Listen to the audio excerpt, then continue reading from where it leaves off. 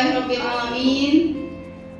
Nasta'inu ala umuri dunya waddin wa ala alihi wa sahbihi ajma'in. Asyhadu an la ilaha illallah wahdahu la syarikalah wa asyhadu anna Muhammadan abduhu wa rasuluh la nabiyya ba'dah.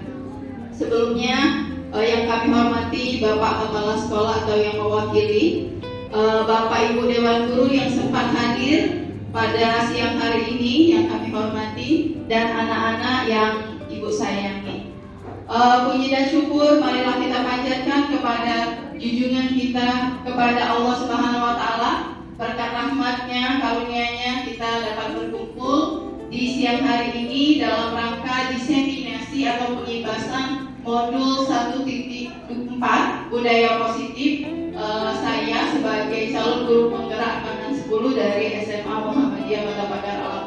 Shalawat beserta salam marilah pula kita sanjungkan kepada junjungan kita Nabi besar Muhammad Sallallahu Alaihi Wasallam. Baiklah, saya ingin mengucapkan apresiasi dan terima kasih yang sebesar-besarnya atas kehadiran Bapak Ibu Guru SMA Muhammadiyah Kota Pagar Alam yang telah sempat hadir dalam sesi diseminasi yang saya akan paparkan ini, bahwa saya adalah calon guru penggerak angkatan ke-10. Dalam hal ini akan melaksanakan aksi nyata modul 1.4 tentang budaya positif. Baiklah Bapak Ibu Guru, mungkin pernah mendengar budaya positif. Ada yang tahu budaya positif itu apa? Ya, silakan. Ada yang mau memberi tanggapan, boleh? Budaya positif, Pak Adli, mungkin apa Pak budaya positif Pak? Silakan Pak. Kita diskusi dikit-dikit apa-apa. Tampilan silakan Pak. Budaya positif. Menurut Bapak itu budaya positif itu apa Pak? Saling menghargai. Saling menghargai. Ya, tepat sekali. Saling menghargai satu sama lain. Mungkin ada lagi itu Ibu Clara. Silakan Bu Clara. Budaya positif apa Bu? Maksud dari budaya positif?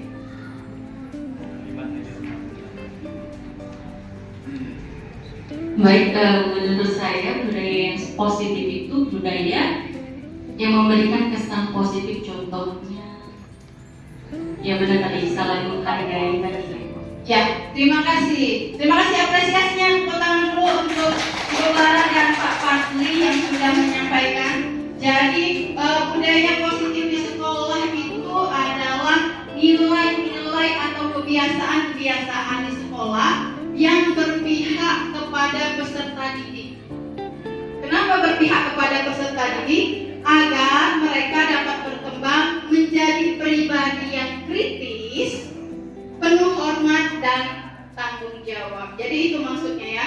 Jadi kita ingin anak-anak kita ya, karena menurut KHD seorang guru itu harus berpihak kepada murid. Makanya kita harus melaksanakan budaya positif di sekolah kita yang berpihak kepada murid. Baiklah, selanjutnya. Ya. Perubahan paradigma. Jadi apa saja yang akan kita lakukan untuk membangun budaya positif di sekolah ya. Jadi sekolah itu perlu menyediakan lingkungan yang positif, lingkungan yang aman dan nyaman agar murid-murid mampu berpikir, bertindak dan menciptakan dengan mandiri dan bertanggung jawab.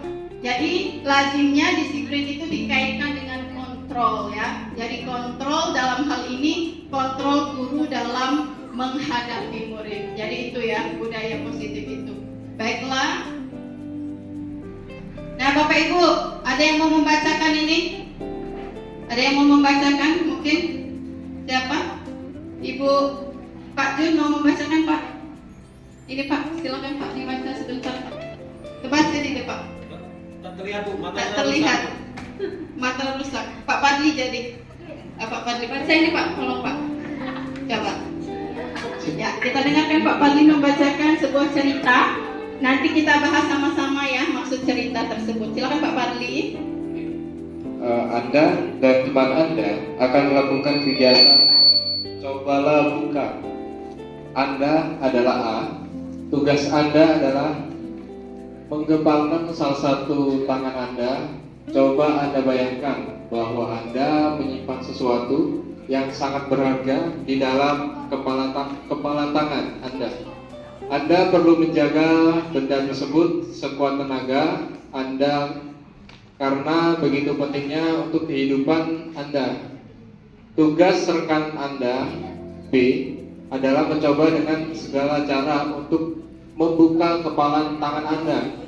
Teman Anda B boleh membujuk, menghardik, mengintimidasi, memarahi, menggoda, menggelitik, bahkan menawari Anda uang agar Anda bersedia membuka kepala tangan Anda. Cobalah lakukan kegiatan, cobalah buka di atas dengan B secara bergantian. Masing-masing A dan B memiliki waktu 30 detik saja. Sesudah itu didiskusikan kegiatan ini dan cobalah jawab pertanyaan-pertanyaan di bawah ini secara mandiri dan didiskusikan kembali dengan rekan Anda B. Bandingkan jawaban Anda. Apakah benda atau sama? Bila mana berbeda, kira-kira mengapa? 1. Apakah Anda atau B membuka kepala tangan Anda? Mengapa? Apa alasan Anda atau B membuka kepala tangan Anda? 2. Apakah Anda atau B menutup kepala tangan Anda? Mengapa? Apa alasan Anda atau B tetap menutupi kepala tangan Anda? 3. Dalam kegiatan ini sesungguhnya siapa yang memegang kendali atau kontrol untuk membuka atau menutup kepala tangan? Baiklah, Bapak Ibu, saya ingin membuat pertanyaan. Boleh Bapak Ibu mengacungkan jari atau menjawab pertanyaannya. Jadi dari cerita yang sudah diceritakan oleh Pak Fadli, terima kasih banyak kepada Pak Fadli atas apresiasinya tadi. Baiklah, ada pertanyaan, ada 3 pertanyaan. Tolong Bapak Ibu jawab pertanyaannya. Pertanyaan yang pertama adalah, apakah Anda atau B membuka kepala tangan Anda? Yang mau berkomentar? Boleh? Ada yang mau berkomentar? Bu Ilvi boleh? Silakan Bu Ilvi. Itu, Dek Ngapet. Silakan. Itu pertanyaannya, apakah Anda atau B membuka kepala tangan Anda? Mengapa? Apa alasan Anda? Dan B membuka kepala tangan Anda. Jadi tadi ceritanya ini, Anda dan teman Anda akan melakukan kegiatan. Cobalah buka. Anda adalah A. Tugas Anda adalah mengepalkan salah satu tangan Anda. Coba Anda bayangkan bahwa Anda menyimpan sesuatu yang sangat berharga di dalam kepala tangan Anda. Anda perlu menjaga benda tersebut sekuat tenaga Anda karena begitu pentingnya untuk kehidupan Anda. Coba dengarkan dulu ya Bapak Ibu ya, sebentar ya, untuk bisa menjawab pertanyaan ini. Saya minta waktunya sebentar ya. Kita konsentrasi dulu. Jadi teman Anda B boleh membujuk, menghardik, mengintimidasi, memarahi, menggoda, menggelitik, bahkan menawari Anda uang agar Anda bersedia membuka kepala tangan Anda. Coba Anda lakukan kegiatan cobalah buka di atas dengan B secara bergantian. Nah pertanyaannya, apakah Anda atau B membuka kepala tangan Anda? Mau? Misal, tolong dengarkan sebentar. Bapak Ibu mohon kerja sama sebentar saja, saya minta waktunya ya. Misal Anda itu mempunyai sesuatu yang berharga di tangan Anda, sesuatu yang berharga. Kemudian teman Anda atau rekan Anda, misalnya Clara mempunyai sesuatu yang berharga di tangannya. Kemudian Ibu Ana ingin meminta sesuatu itu kepada Clara dengan cara apapun. Bisa dengan apa tadi, menghardik, bisa dengan uang, bisa dengan mengintimidasi, bisa dengan membarahi, bisa dengan membujuk. Nah pertanyaannya, apakah Anda atau bergantian nanti ya, misalnya Anda yang memegang sesuatu,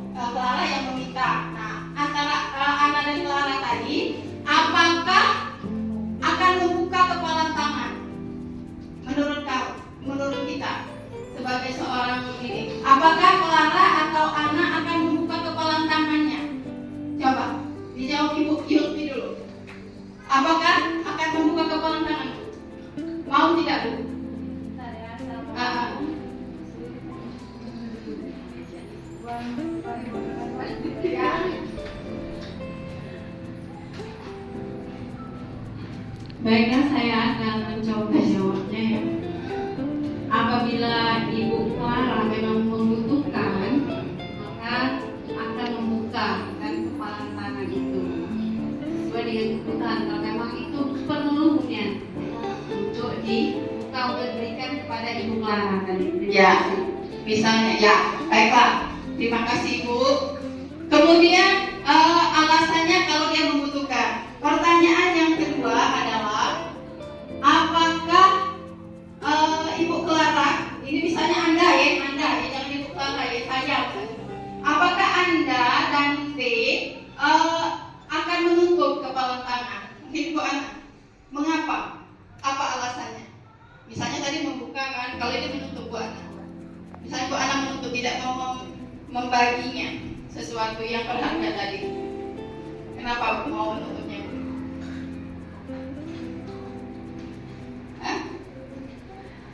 Menanggung gini cara dia meminta sesuatu tadi, Tidak mau memberikannya. Ya. Oh ya. Baiklah. Jadi maksud Ibu Ana karena itu sesuatu yang berharga bagi Ibu Ana, dia tidak mau memberikannya walaupun diintimidasi, walaupun diberi bujukan dan lain sebagainya. Jadi Bu Ana tetap dengan pendiriannya bahwa itu sesuatu yang berharga bagi dia, maka dia tidak ingin memberikannya kepada orang lain. Baiklah, pertanyaan ketiga, dalam kegiatan ini sesungguhnya siapa yang memegang kendali atau kontrol untuk membuka atau menutup kepala tangan? Ada yang mau memberikan komentar? Mungkin Bu Jessica? Ya, pertanyaan ketiga Bu. Apa Bu jawabannya kira-kira? Dalam hal ini sesungguhnya siapa yang memegang kontrol? Siapa Bu yang memegang kontrol? Jadi dalam kegiatan kita yang memegang kendali ya untuk membuka atau menutup kepala tangan adalah Ya. Diri kita sendiri. Diri kita sendiri. Tepat sekali ya. Jadi yang memegang kontrol atau memegang kendali untuk membuka dan menutup kepala tangan kita adalah diri kita sendiri. Jadi kita adalah pemegang kontrol untuk diri kita sendiri. Baiklah. Jadi menurut KHD atau Ki Hajar Dewantara bahwa tujuan pendidikan itu apa Bu? Tujuan pendidikan. Silakan dibaca Bu Jessica mungkin.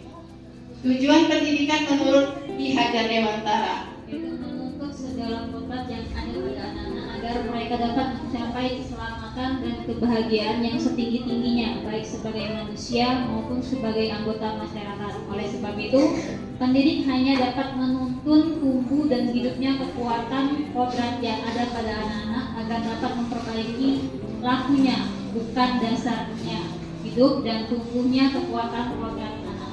Baiklah, terima kasih. Jadi, menurut KHD bahwa tugas kita sebagai guru itu adalah menuntut.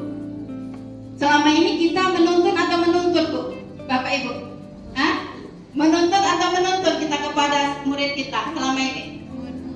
Ya, jadi selama ini kita sekali menuntut. Maka menurut KHD seharusnya kita ini adalah sebagai penuntut. Apa arti menuntut? Iya, membimbing ya. Jadi kita adalah menuntut segala kodrat yang ada pada anak-anak agar mereka dapat mencapai keselamatan dan kebahagiaan yang setinggi-tingginya, baik sebagai manusia maupun sebagai anggota masyarakat. Oleh sebab itu, pendidikan hanya dapat menuntun tumbuh dan kembangnya kekuatan kodrat yang ada pada anak ya. Jadi tidak usah kita rubah jadi pemikiran kita yang selama ini sering kali menuntut menjadi menuntut ya. Jadi yang tadi yang setelah kita baca ilustrasi tadi bahwa kita sendiri yang memegang kontrol atas kepala tangan kita ya. Apakah kita membuka ataupun mau menutup kepala tangan kita itu bergantung pada diri kita masing-masing sesuai dengan kebutuhan dasar kita saat itu. Baiklah Bapak Ibu, selanjutnya perubahan paradigma teori kontrol ya. atau ilustrasi kontrol. Itu ada guru mengontrol murid, ada ilusi bahwa kritik dan membuat orang merasa bersalah dapat menguatkan karakter, ada ilusi bahwa semua penguatan positif efektif dan bermartabat, ada ilusi bahwa orang dewasa memiliki hak untuk memaksa. Selanjutnya,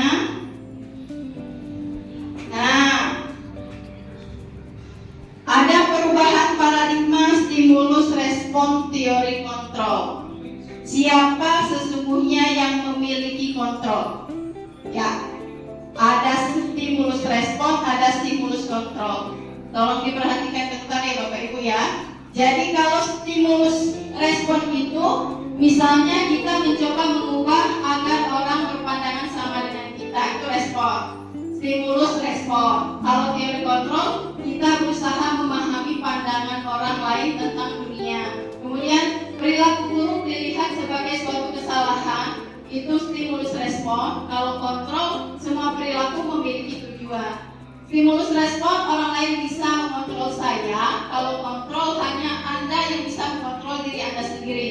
Stimulus respon, saya bisa mengontrol orang lain. Kontrol, Anda tidak bisa mengontrol orang lain. Pemaksaan ada pada saat bujukan, itu stimulus respon. Kalau kontrol, kolaborasi dan konsensus menciptakan pilihan-pilihan baru. Kemudian kalau respon, model berpikir kalah. Kalau kontrol, model berpikir menang ya. Baiklah, selanjutnya nanti setelah ini, Bapak Ibu kita ke sini. Ada yang tahu apa makna disiplin? Ada yang tahu sebelum kita ke nonton video biar lebih rileks?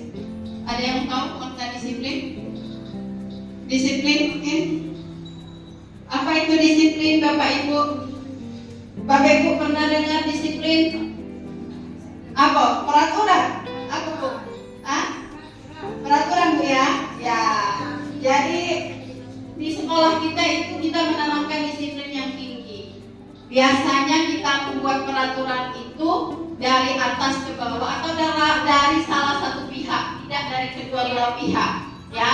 Tapi ternyata peraturan seperti itu tidak efisien Bapak Ibu. Makanya kita membutuhkan nanti cara melakukan peraturan yang kedua belah pihak, namanya keyakinan kelas ya. Nanti kita jelaskan apa makna disiplin. Jadi disiplin berasal dari bahasa Latin, artinya disiplina, belajar. Makna asal dari kata ini berkonotasi dengan disiplin diri dari murid-murid. Disiplin diri membuat orang menggali potensinya menuju sebuah tujuan apa yang dia hargai. Namun dalam budaya kita, makna kata disiplin telah berubah menjadi sesuatu yang dilakukan seseorang pada orang lain untuk mendapat kepatuhan. Jadi selama ini kita menjalankan disiplin itu untuk mendapatkan kepatuhan. Benar tidak Bapak Ibu? Jadi kita membuat disiplin itu agar siswa kita patuh atas peraturan yang sudah kita buat ya. Baiklah. Ya, disiplin adalah kemampuan memerintah diri sendiri dalam mengontrol dan menguasai diri untuk memilih tindakan yang mengacu pada nilai-nilai yang kita hargai dengan penuh tanggung jawab tanpa terperintah orang lain.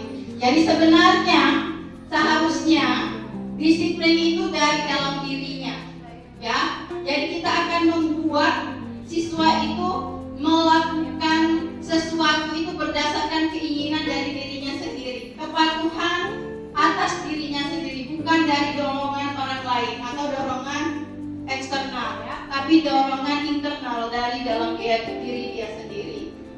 Baiklah, ya.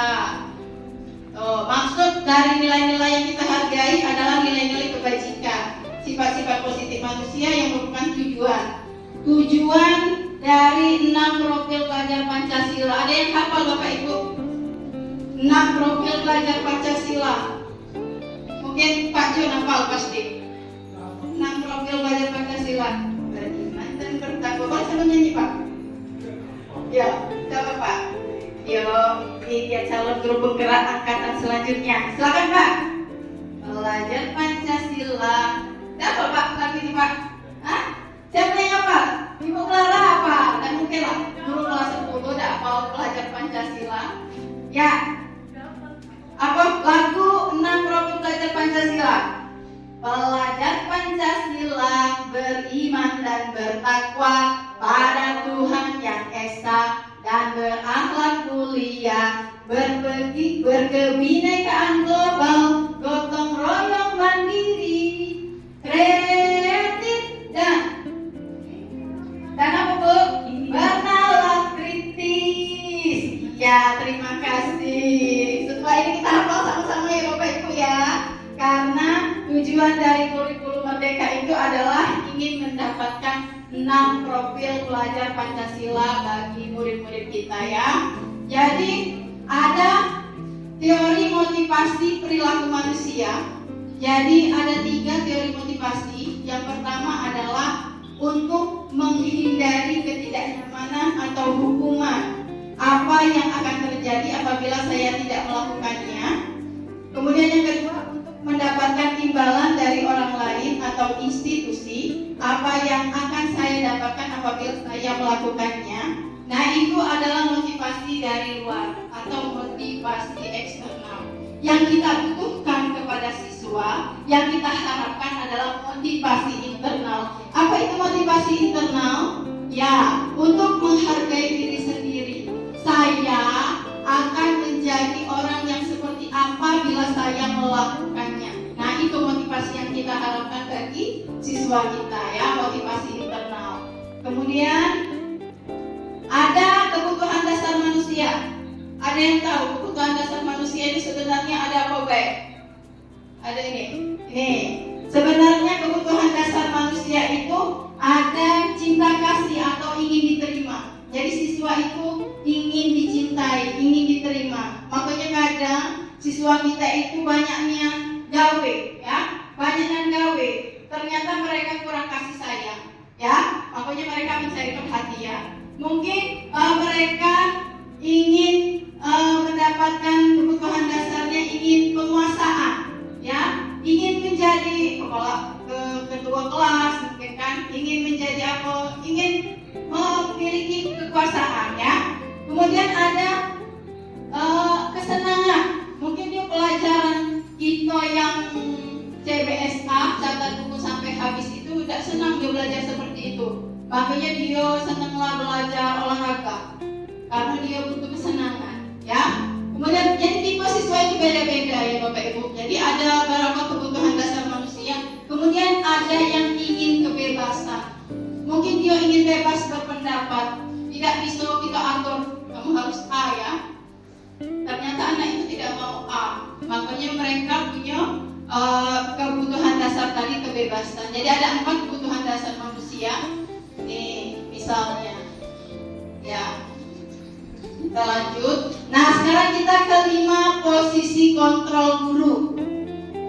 Ibu, Bapak pernah nonton 5 posisi kontrol guru? Nah, setelah ini saya akan tayangkan. Ada video pendek, silakan Bapak Ibu tonton.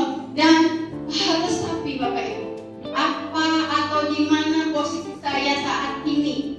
Jadi ada 5 posisi kontrol guru, ya. Ada sebagai penghukum, ada sebagai pembuat atau merasa bersalah, ada sebagai teman, ada sebagai pemantau, dan ada sebagai manajer. Untuk lebih dalam mengetahui 5 posisi kontrol guru akan saya tampilkan video sebagai berikut. Sebentar ya Bapak Ibu. Ini dia videonya. Ya, silakan ditonton Bapak Ibu untuk dapat nanti kita sharing tanya jawab setelah Bapak Ibu menonton.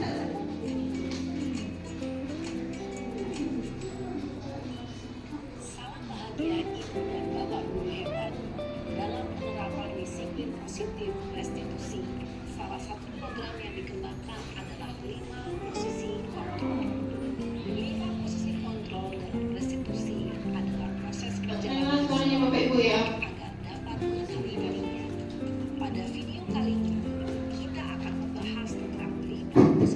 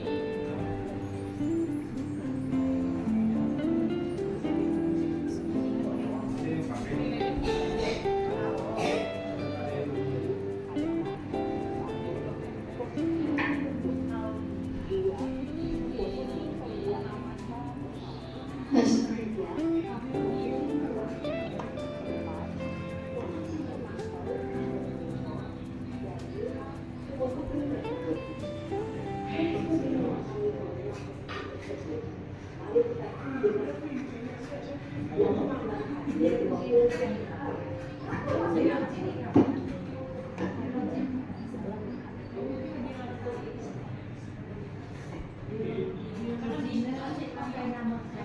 Ibu kedengeran enggak?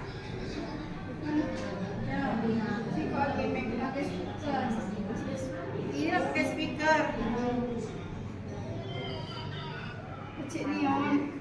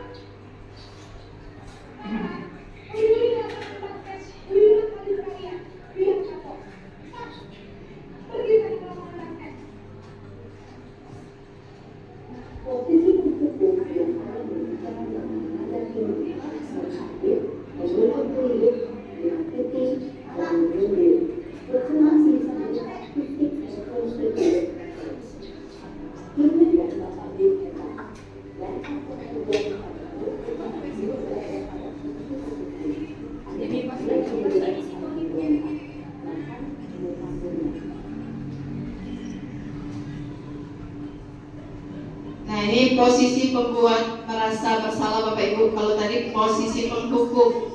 Mohon maaf kalau suaranya tidak terlalu terdengar. Ini namanya Naren ya Bapak Ibu ya. Naren ini terlambat datang ke sekolah.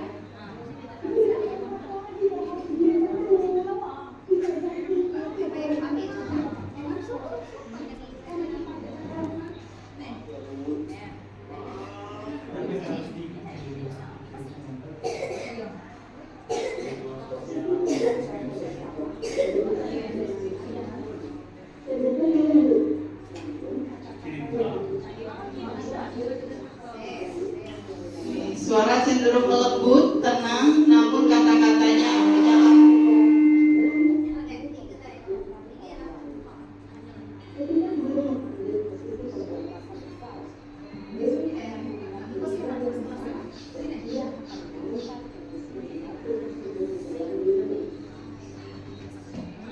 Kalau tadi posisi pembuat rasa bersalah, sekarang posisi sebagai teman Bapak Ibu. Nah ini Naren masih posisinya terlambat, tapi gurunya sebagai teman posisinya.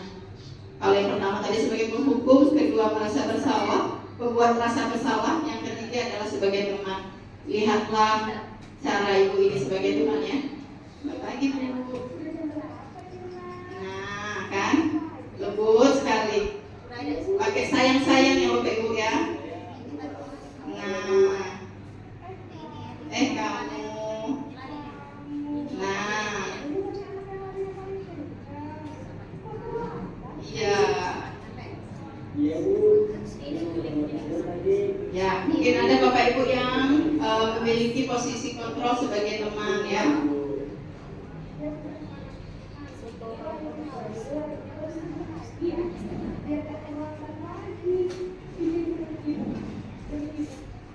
Ya. Bahasanya selain lembut sekali dan merasa teman, pakai bahasa senang ibu, ya, senang ibu, ya, seperti itu. Baiklah, itu adalah posisi kontrol sebagai teman. Tuh, suara guru akan ramah, ya, cenderung bersenda gurau untuk menghangatkan suasana. Murid akan merasa senang, aman, dan akrab dengan gurunya. Identitas tercipta sepertinya berhasil atau sukses, ya, terlihat berhasil. Namun, ya, karena ini masih dorongan dari luar, maka ya dampak positifnya murid akan tergantung kepada satu orang saja, kepada guru itu saja. Kemudian murid tidak mandiri dan tidak bisa berpikir untuk dirinya sendiri.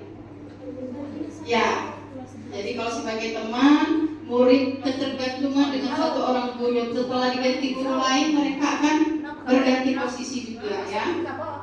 Nah, sekarang yang keempat adalah posisi sebagai pemantau. Nih, ya, guru sebagai pemantau itu seperti apa? Coba diperhatikan Bapak Ibu. Berarti masuk apa, Pak?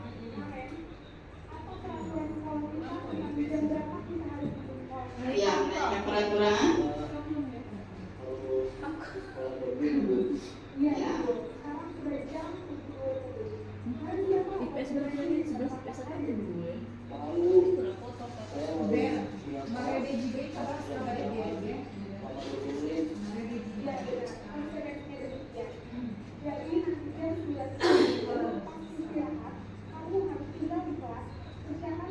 Nah, sebagai pemantau ini memberi tugas tambahan dan dipantau terus, ya, gitu.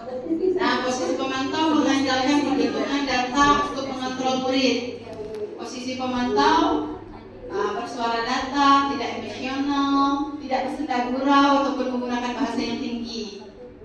Ya, dampaknya murid akan menghitung konsekuensi dan hadiah. Jadi mereka tidak sepenuhnya mandiri, belum mandiri sepenuhnya, ya. Kemudian ini posisi kelima, posisi manajer, ya. Saya perhatikan bagaimana posisi manajer ini, ya. Ya, ini gurunya sebagai posisi manajer. Ya. Ya, menanyakan ya identitas. Nah, ya. Nah, menanyakan keyakinan sekolah kepada Naren. Setelah menanyakan alasan tadi, ya, tadi menanyakan alasan kenapa terlambat, menanyakan keyakinan sekolah. Ya, menanyakan apakah Naren meyakini keyakinan sekolah. Naren bersedia memperbaiki masalah ini. Ya, menanyakan bagaimana cara Naren memperbaiki masalahnya. Ya, Naren akan memberikan tanggapan. Ya, ya. Nah, jadi sudah dapat solusinya bahwa yang akan membantu Naren agar tidak terlambat adalah kakaknya dan ibunya. Ya, jadi dapat jalan keluar kalau kita sebagai posisi manajer. Ya. Nah, ditanya terakhir, kapan akan memulai dari solusi itu? Ya, ternyata setelah ini akan langsung memulai. Jadi dari posisi manajer kita mendapatkan hasil yang kita harapkan. Ya. Ya. Nah, menanyakan ada lagi yang mau dikerjakan? Ya. Baiklah, posisi manajer, posisi kontrol yang disarankan untuk membimbing murid. Suara manajer netral, tidak emosional, tidak ramah, tidak bernada tinggi, tercipta identitas positif atau berhasil. Guru akan terus mengajukan pertanyaan-pertanyaan bermakna agar membuka pikiran murid. Guru membimbing murid untuk memecahkan masalahnya. Guru dengan terus memberikan pertanyaan-pertanyaan sehingga membuat murid dapat belajar dari kesalahannya dan mencari sebuah solusi untuk menyelesaikannya. Ya, baiklah Bapak Ibu guru hebat. Nah, setelah mengamati adegan kelima posisi kontrol tadi, kira-kira sekarang pertanyaannya, Bapak Ibu posisi kontrolnya sekarang ada di posisi nomor berapa? Yuk, siapa yang mau berkomentar? Mana tadi posisi kontrol? Oke, ada 5 posisi kontrol. Bapak Ibu, mungkin ada yang mau menanggapi? Ibu Ria, mana Ibu Ria tadi?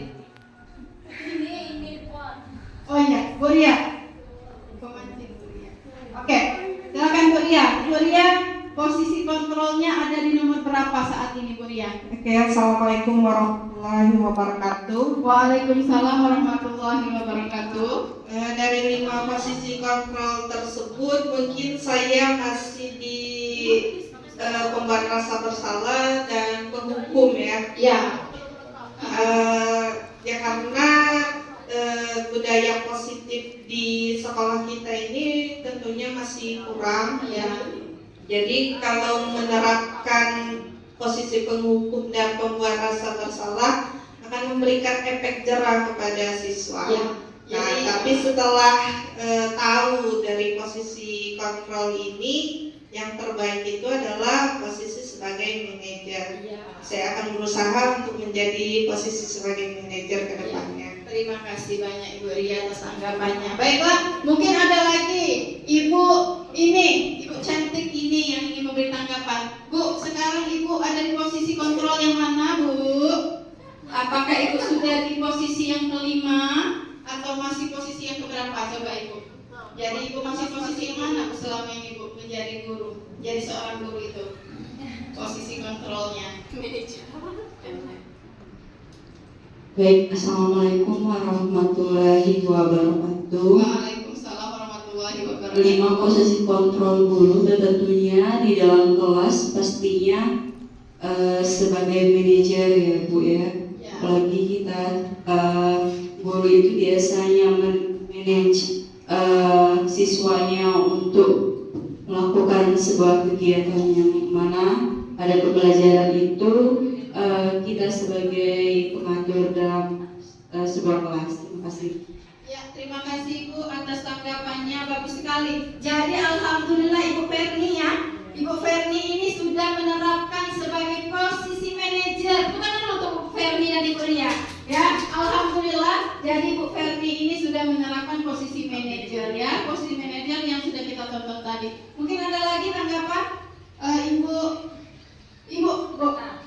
Ya, Ibu posisinya sekarang posisi di mana Bu? Ya Bu, silakan Bu, ditanggapi dulu ya Bu ya. Oke, baik, terima kasih atas kesempatannya. Kalau saya sendiri melihat dari posisi kontrol ini, mungkin saya berada pada posisi teman ya. Teman ya, Karena untuk menerapkan sebagai manajer, saya kira masih butuh support yang lain ya untuk penerapan disiplin baiknya atau disiplin positifnya. Ya, terima kasih. Terima kasih banyak. Terima kasih tepuk tangan untuk Ibu. Ya, Ibu Tata. Terima kasih banyak Ibu Tata yang sudah menanggapi bahwa posisinya lain-lain berarti tadi ya. Alhamdulillah kita sudah menerapkan kelima posisi kontrol. Kalau saya pribadi awalnya saya ini masih di posisi penghukum, ya benar ada. Nah, Ibu nih masih galak jadi posisi penghukum ya? Ya. Tapi sekarang telah berubah belum? Belum ya. Tapi bahkan berusaha untuk mencapai jadi posisi manajer. Karena posisi manajerlah posisi yang terbaik. Jadi Bapak Ibu guru, kita harus memposisikan diri kita sebagai manajer. Karena apa? Tadi ada restitusinya nanti ya, bahwa posisi manajer itu adalah posisi yang ingin merubah anak itu dari dalam dirinya. Kalau posisi penghukum itu tidak berhasil, ya, tidak akan berhasil. Hari ini mereka terlambat, kita hukum ngambil sampah, pagi masih terlambat lagi karena mereka tidak ada dari dalam mereka sendiri. Kadang-kadang ada siswa ini yang memang galak dihukum, mencari-cari hukuman, maka belajar. Ya, ada siswa yang seperti itu kan?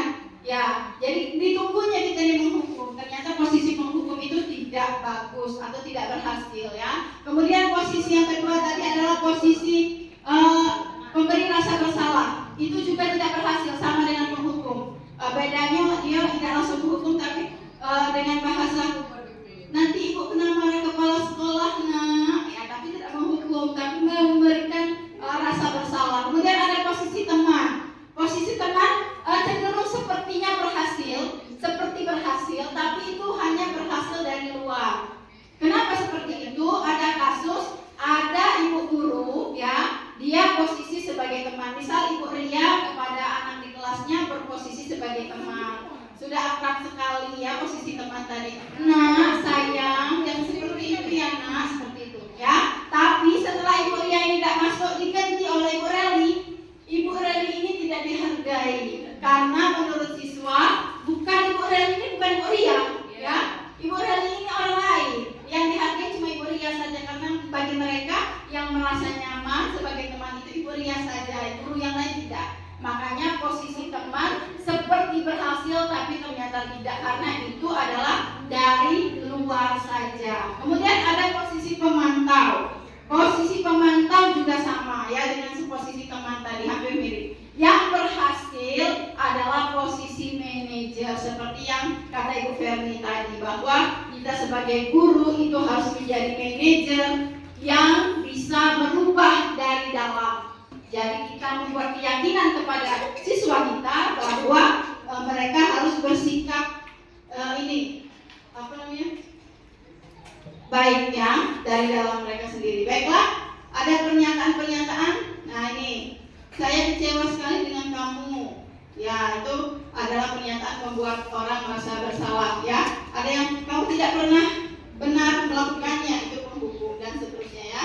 Kemudian ada budaya positif, ada lingkungan positif, ada keyakinan kelas, ada peraturan kelas. Siapa yang sudah menerapkan keyakinan kelas? Keyakinan kelas. Ada yang tahu apa itu keyakinan kelas? Pak Jun, wali kelas kan? Pak Jun sudah menerapkan keyakinan kelas, Pak? Belum. Hah? Belum. Apa itu keyakinan kelas, Pak? Belum tahu arti dari keyakinan kelas itu. Tapi kalau disuruh baca, insya Allah bisa. Ya apa Pak? Keyakinan kelas itu Pak? Keyakinan kelas adalah nilai-nilai kebajikan atau prinsip universal yang disepakati bersama secara universal, lepas dari latar belakang suku, negara, bahasa maupun agama. Ya. Jadi menurut Goslan, suatu keyakinan akan lebih memotivasi seseorang dari dalam. Seseorang akan lebih bersemangat untuk menjalankan keyakinannya daripada hanya sekedar mengikuti serangkaian peraturan. Jadi kita belum pernah melaksanakan keyakinan kelas. Alhamdulillah kemarin karena tugas dari guru penggerak ini, modul berapa Bu Ria? Modul 1.4 ini Bu Ria ya, bahwa kami sudah membuat kesepakatan kelas atau keyakinan kelas. Alhamdulillah di kelas mereka kemarin ya, kelas ada kelas berapa? 10 MIPA 4 ya. Kemarin Ibu sudah melaksanakan keyakinan kelas. Kami sudah sepakat apa saja yang akan kami sepakati di kelas itu. Keyakinan, cara membuat keyakinan kelas itu dengan bahasa yang positif, tidak bahasa negatif. Misalnya tidak, jangan membuang sampah sembarangan, tidak dengan jangan, tapi buanglah sampah atau jagalah kebersihan. Atau tidak boleh mencontek, tidak dengan kata tidak boleh, tapi dengan kata jujur ya, jujur dan seterusnya. Ini keyakinan kelas bersifat abstrak daripada peraturan. Nah, ada yang tahu perbedaan peraturan dengan keyakinan? Ada yang tahu apa itu peraturan, apa itu keyakinan? Beda apa sama be? Apa? Apa Bu Ria? Peraturan apa Bu? Baik, saya akan menanggapi. Menurut saya kalau peraturan itu dibuat oleh seseorang dan harus ditaati, sedangkan keyakinan atau kesepakatan kelas ini dibuat berdasarkan hasil diskusi atau kesepakatan. Ya, baik Pak, terima kasih. Tepuk tangan dulu untuk Bu Ria. Wah, Miss Ria ini luar biasa ya. Jadi Miss Ria ini sudah banyak sekali ilmunya. peraturannya. Jadi benar sekali peraturan itu dibuat sepihak. Jadi dari kepala sekolah membuat peraturan atau dari unsur-unsur di atas membuat peraturan sepihak saja.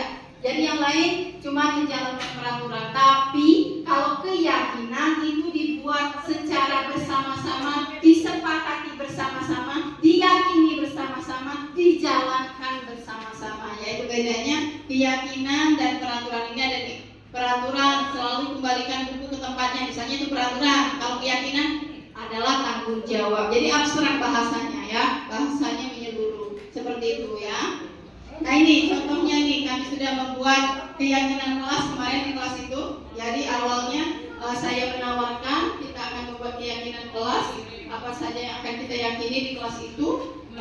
Anak-anak disuruh menulis menurut mereka keyakinan di kelas mereka apa saja, kemudian ditempel. Kemudian guru memilih yang sama, dibuang yang beda, ya kemudian disepakati, ditandatangani ya. Itu adalah keyakinan kelas. Insya Allah nanti selanjutnya Bapak Ibu bisa menerapkan membuat keyakinan kelas ini di sekolah ya. Kemudian kalau tadi kita sudah mengambil posisi manajer, kalau posisi manajer itu harus menerapkan segitiga restitusi. Ada yang pernah dengar apa itu segitiga restitusi? Proses menciptakan kondisi bagi murid untuk memperbaiki kesalahan mereka sehingga mereka bisa kembali pada kelompok mereka dengan karakter yang lebih kuat. Melalui restitusi, guru dapat membantu murid menjadi lebih untuk memiliki tujuan disiplin positif, membuat murid jujur, memberikan penawaran bukan paksaan. Nah ini contoh segitiga restitusi. Ya Bapak Ibu, segitiga restitusi itu ada 3. Tahap yang pertama adalah menstabilkan identitas. Setelah menstabilkan identitas, tahap selanjutnya adalah validasi tindakan yang salah. Kemudian yang ketiga adalah menanyakan keyakinan. Tadi kita sudah dengarkan Naren dan Ibu Guru yang sudah kita tonton tadi dengan 3 tahapan segitiga restitusi. Tadi sudah dijelaskan ya. Ini menstabilkan identitas, misalnya dengan cara salah itu tidak apa, tidak ada manusia yang sempurna, itu menstabilkan identitas ya. Kemudian yang validasi tindakan bisa dengan padahal kamu bisa melakukannya yang lebih buruk dari ini tapi kamu tidak melakukannya. Apa alasan kamu melakukannya? Kemudian menanyakan keyakinan. Apakah yang kamu lakukan tadi sesuai tidak dengan keyakinan kelas kita dan seterusnya ya Bapak Ibu. Ini saya juga sudah melaksanakan ini segitiga restitusi sebagai manajer. Jadi kemarin saya ada kasus ini dengan kelas mereka. Adel ini kasusnya berantem karena temannya Rahel itu sering sekali mencontek PR atau tugas Adel. Maka Adel marah dan mengebrak meja. Kemudian sudah diselesaikan ya dengan segitiga restitusi. Ada juga kasus Juni yang sering kali melambat ya. Jadi Ibu, Bapak Ibu terakhir ini refleksi perasaan saat ini. Bagaimana perasaan kita setelah perasaan kita setelah mempelajari modul ini Bu ya. Ya, bagaimana Bapak Ibu setelah kita mendengarkan ini, bagaimana pendapatnya Ibu Jessica juga sebentar itu Bu. Perasaan saat ini Bu setelah mendengarkan ini 5 posisi kontrol, segitiga restitusi, keyakinan kelas dan lain-lain. Bagaimana perasaannya Bu? Baiklah, saya akan menanggapi perasaan saat ini ketika sudah mendapatkan pembelajaran dan ataupun penjelasan. Saya mengetahui sedikit banyak beberapa yang mungkin yang akan kita ubah ke depannya setelah mengetahui pembelajaran yang saat ini sudah diberikan. Ya, jadi perasaannya bahagia Bu? Bahagia, senang karena sudah mendapatkan ilmu baru. Ya, jadi sudah mendapatkan mengikuti materi ini, jadi paham bahwa kita harus memiliki posisi kontrol sebagai seorang manajer ya. Jadi kita sebagai seorang manajer. Kemudian terima kasih. Mungkin ada lagi Ibu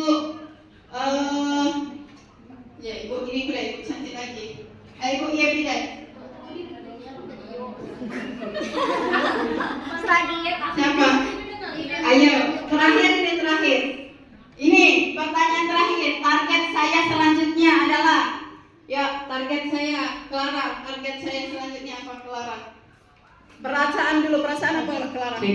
Ya. Perasaan hari ini apa? Nah, perasaan senang gembira. Perasaan hari ini alhamdulillah ya selalu luar biasa. Ya, Ya, kemudian soal nomor 2. Setelah mempelajari pengimbasan ini, paham bahwa apa? memahami bahwa selama ini mungkin sikap yang seharusnya diberikan kepada siswa harus diperbaiki lagi, apalagi dalam manajemen tadi ya Bu ya. Di sana sih saya pahamnya. Ya, kemudian targetnya setelah ini?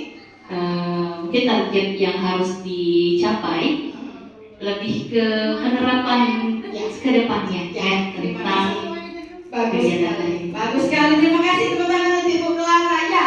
Jadi kesimpulannya hari ini kita sudah melaksanakan diseminasi aksi nyata modul 1.4 ya tentang seminar budaya positif. Jadi itu tadi bahwa perasaan kita hari ini alhamdulillah sungguh luar biasa. Kita bisa mendapatkan ilmu baru, ilmu yang sangat berguna bagi kita sebagai seorang guru. Kita sangat bersemangat perasaan hari ini.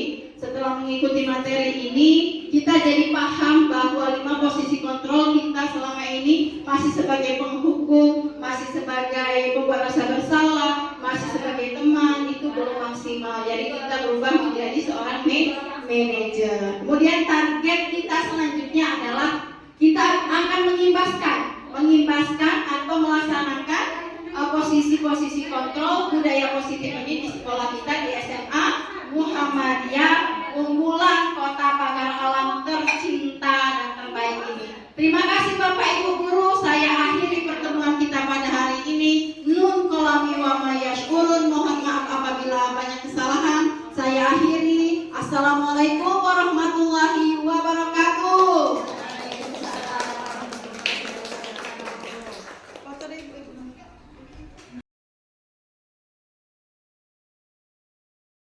Assalamualaikum warahmatullahi wabarakatuh.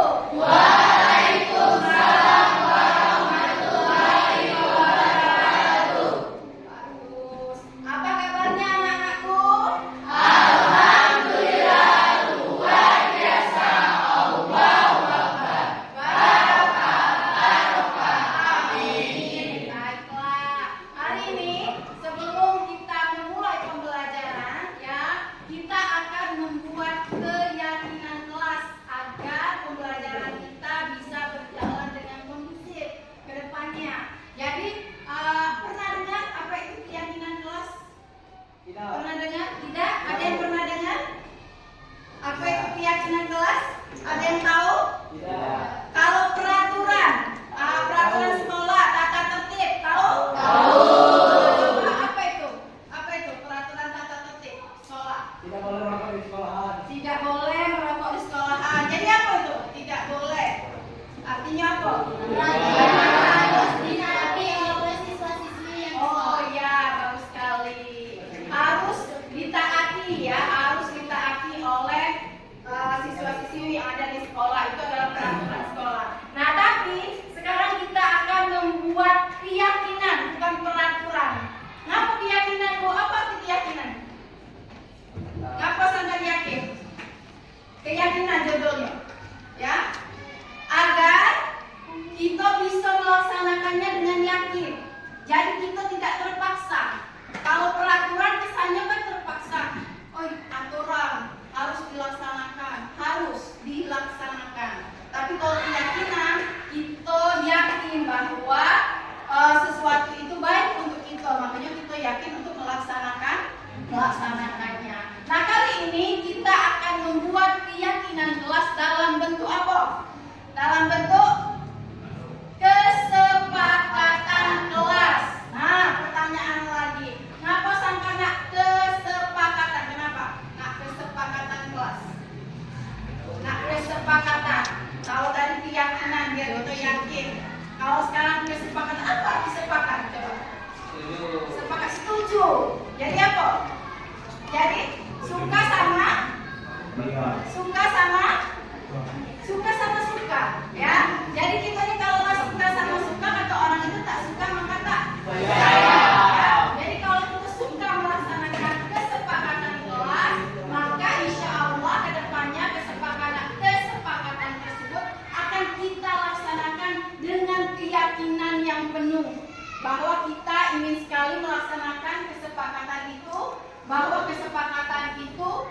sesuai atau baik untuk diri kita. Baiklah, sebelum kita memulai kesepakatan, misal kesepakatan kelas kalau tadi tidak boleh merokok misalnya ya, tidak boleh kalau di kelas tidak boleh kok.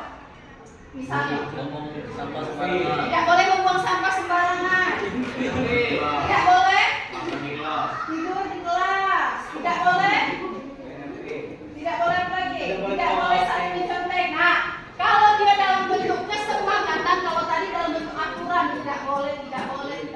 Nah, kesepakatan ini kita buat dengan bahasa yang positif.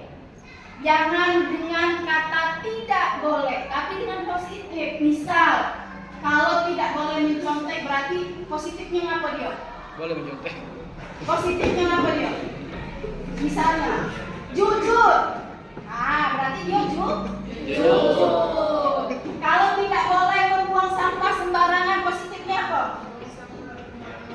Ya, membuang sampah pada tempatnya, ya, atau menjaga kebersihan. Boleh buat kesepakatan kelas, ya. Yang lain boleh ditambahkan nanti. Jujur, misalnya kamu dengan guru, kamu dengan sesama kamu harus saling apa? Menghargai, buat saling menghargai. Apa lagi? Saling menghormati misalnya. Boleh dibuat. Ibu akan kasih kamu sticky note ya, catatan. Nanti kalian tulis kesepakatan apa yang ada di pikiran kalian. Boleh beda-beda ya, boleh sama. Kan pikiran kita masing-masing ada yang sama, ada yang beda ya. Nanti kalian tempel kalau sudah selesai di papan tulis yang sudah ibu siapkan ya. Jadi ini ada sticky note namanya ya. Ibu bagikan satu-satu. Kalian tulis boleh 1, boleh 2, boleh 3. Misalnya jujur, saling menghormati. Apa boleh banyak-banyak boleh, nasi kok boleh ya. Silakan. Ini ibu bagikan ya.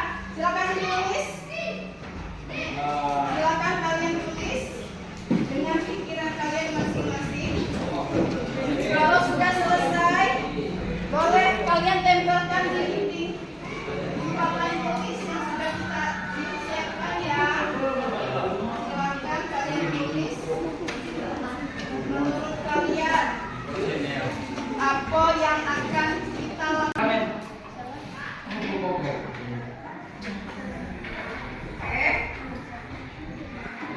Silakan ditulis.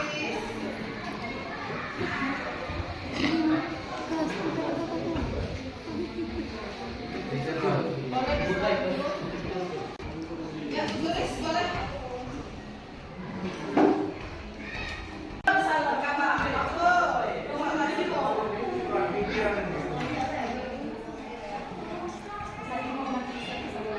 Silakan gantian ya, anak-anak. Terus tinggalnya ya. Oke, ya. Boleh lagi.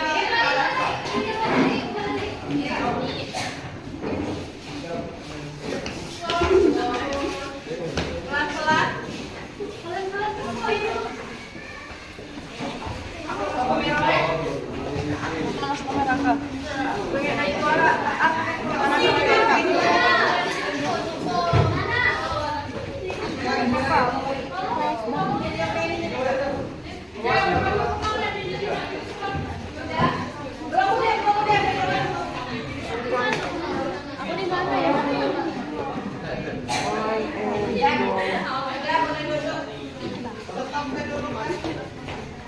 Jadi kayak itu duduk. Itu udah ping. Ping sama dengan kami cok. Apa perlu kami jam dulu nih? Kagak ada kayak.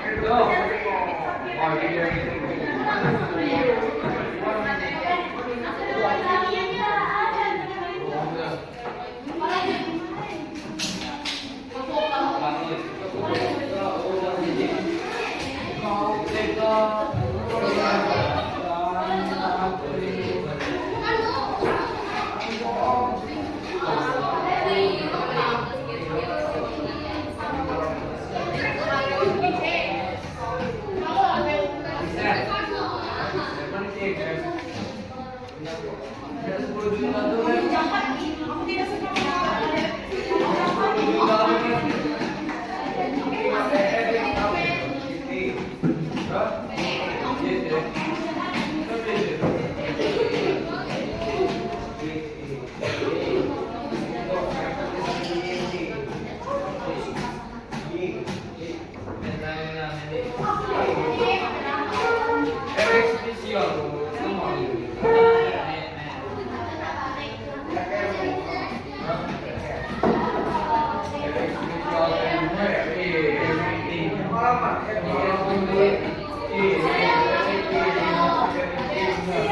Siap.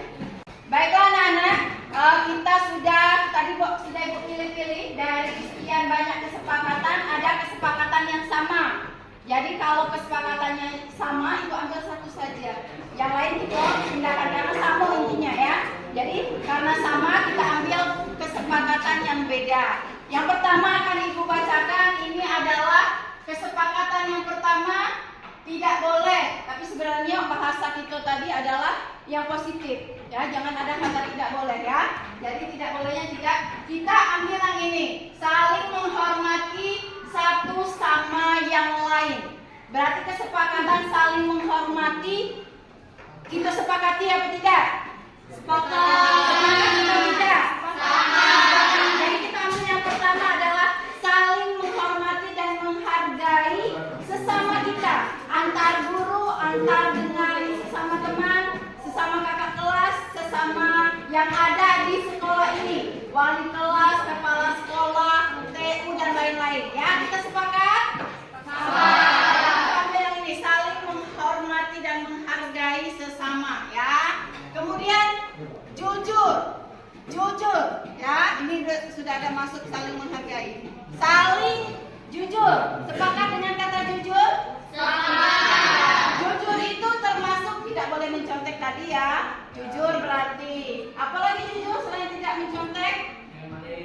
Ya, tidak mencuri itu jujur. Tidak mengambil barang teman kalian itu jujur ya. Jujur berarti sifat jujur bagus menjadi kesepakatan kelas. Ya, sepakat dengan kata jujur? Sepakat. Kemudian saling membantu. Saling membantu satu dengan yang lain. Sepakat saling membantu? Sepakat. Ya, saling membantu itu ya tidak mesti yang PR ya, tapi saling membantu di kelas. Misalnya yang ini Bu, pena saya tinggal, temannya ada pena lain cadangan, boleh membantu ya. Atau Bu, aku piket sendirian hari ini, rekan piketku sakit, boleh membantu ya. Sepakat ya dengan saling membantu? Sepakat. Oke, kita sepakati saling membantu. Sopan ya, sopan itu masuk dengan saling menghormati tadi ya, sopan ya. Tidak boleh, tidak boleh saling menghormati dengan guru UDM. Tidak boleh makan tidur, itu apa bahasanya? Tidak boleh tidur di kelas. Apa? Siap menerima pembelajaran, ya. Siap menerima pembelajaran di kelas, ya. Jadi kalau siap menerima pembelajaran di kelas berarti tidak dalam kondisi tidur, ya. Tidak dalam kondisi makan, ya. Tidak dalam kondisi, ya. Tidak dalam kondisinya tidak siap. Pokoknya siap itu berarti tidak dalam kondisinya tidak siap, ya. Siap menerima pembelajaran, masuk ya. Ini dia masuk. Memperhatikan pelajaran di kelas, ya. Di sini kesepakatannya tampil natural. Tampil natural. Sepakat tak tampil natural? Sepakat ya. Jadi sepakat untuk tampil natural. Bagus. Berarti apa kalau tampil natural? Tidak pakai. Tidak pakai. Tidak pakai yang aneh-aneh ya. Ya. Kemudian ini jangan pacaran, jangan kata jangan. Jangan pakai kata jangan. Apa kira-kira jangan pacaran? Jangan tidak boleh. Apa? Ya, no pacaran. Semuanya adalah teman. Semua kita saling menghormati sesama teman tadi. Gimana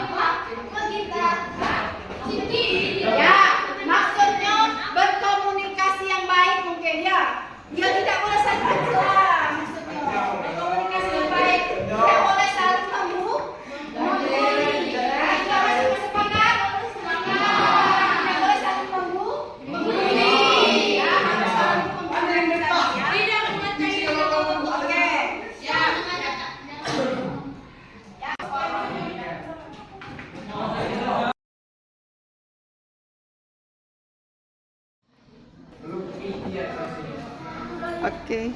Dari sini. Laka pegang Laka. Maju. Oh, Chelsea kontra kaki kosong. Kacau. Ya lanjut ya Mana giliran kumaci ya dewe? Di sini deh, saya macet gara-gara di papan tulis studio. Ini spidol itu spidol. Nabi, ini bi. Ibu ke depan dulu. Nah, ini Aku deh, lupa.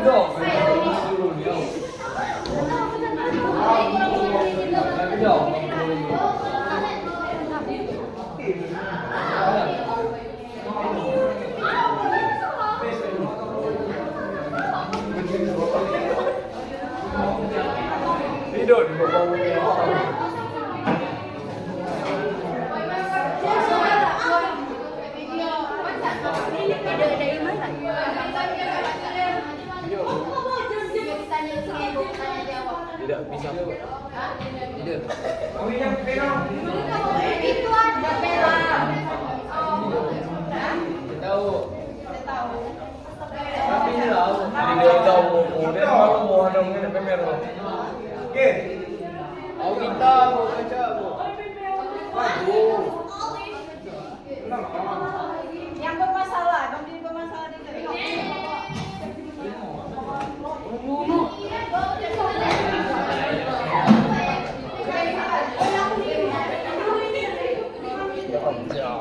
Wan, ini Wan. Aku udah bisa pulang.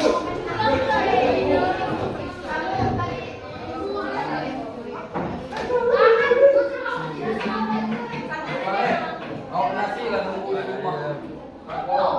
Duh, stop dong, dong.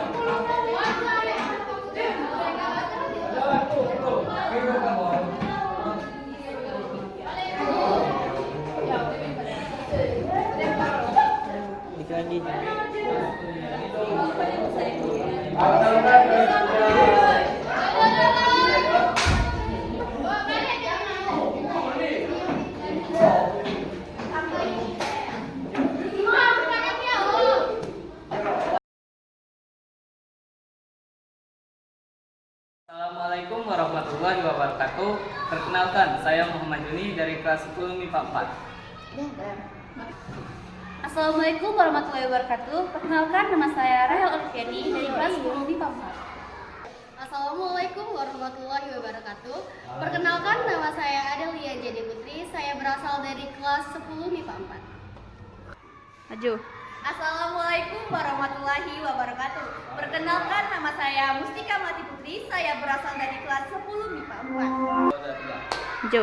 Assalamualaikum warahmatullahi wabarakatuh. Perkenalkan, saya Meliani. Saya dari 10 MIPA 4. Maju. Assalamualaikum warahmatullahi wabarakatuh. Saya Raka Bujangga, berasal dari kelas 10 MIPA 4. Dengan adanya kesepakatan ini, perasaan saya sangat senang sekali. Sangat berantusias adanya kesepakatan di kelas ini. Saya sangat bagus sekali. Saya sangat bahagia sekali. Oke. Dari sini. Laka pegang laka. Maju.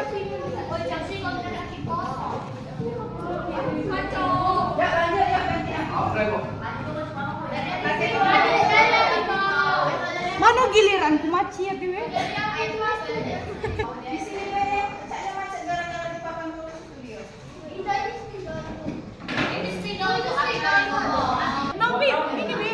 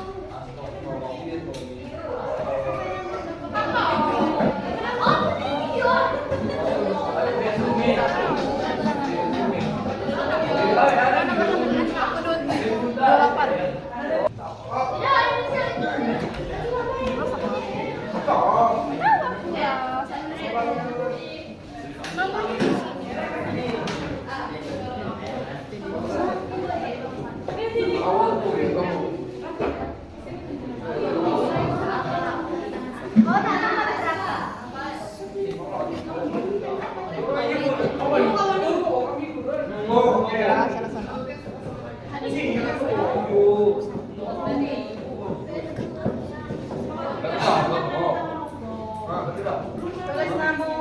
Nggak boleh namu B.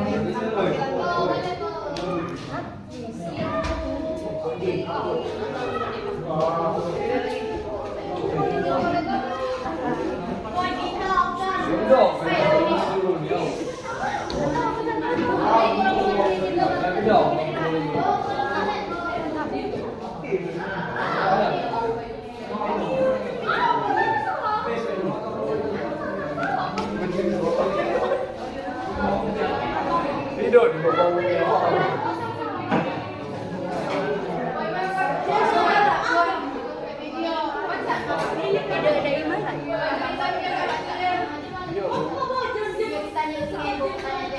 tidak bisa. Tidak. Itu ada Bella. Tahu. Tapi ini tahu. Dia tahu. Dia mau ada mungkin pemer. Oke. Aku kita mau baca bu. Aduh. Yang bermasalah, yang bermasalah di sini.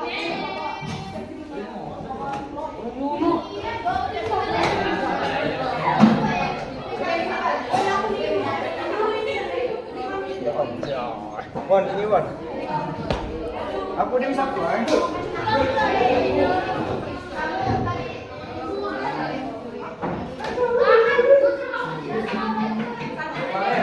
Mau nasi lah tunggu di rumah. Duh.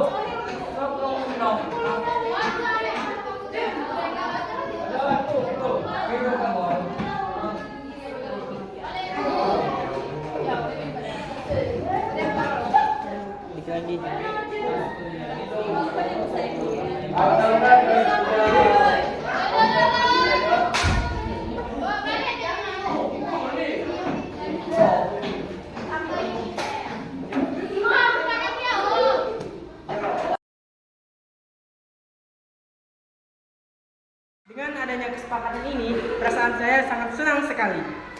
Sangat berantusias adanya kesepakatan di kelas ini. Saya sangat bagus sekali. Saya sangat bahagia sekali. Kesepakatan kelas sangatlah penting bagi siswa dan siswi. Sangat penting. Penting. Oke, pertanyaan terakhir ya. Penting. Dan menurut saya, dengan adanya kesepakatan kelas ini, semua hal yang kita pikirkan itu negatif menjadi positif. Kesepakatan kelas ini agar lebih baik. Kesepakatan kelas ini agar siswa-siswinya lebih disiplin. Menurut saya, adanya kesepakatan di kelas ini agar siswa dan siswinya itu lebih terampil dan tidak ada yang namanya keterpaksaan karena kesepakatan ini. Adanya kesepakatan di kelas ini untuk mengompakkan dan memajukan siswa-siswi di kelas ini.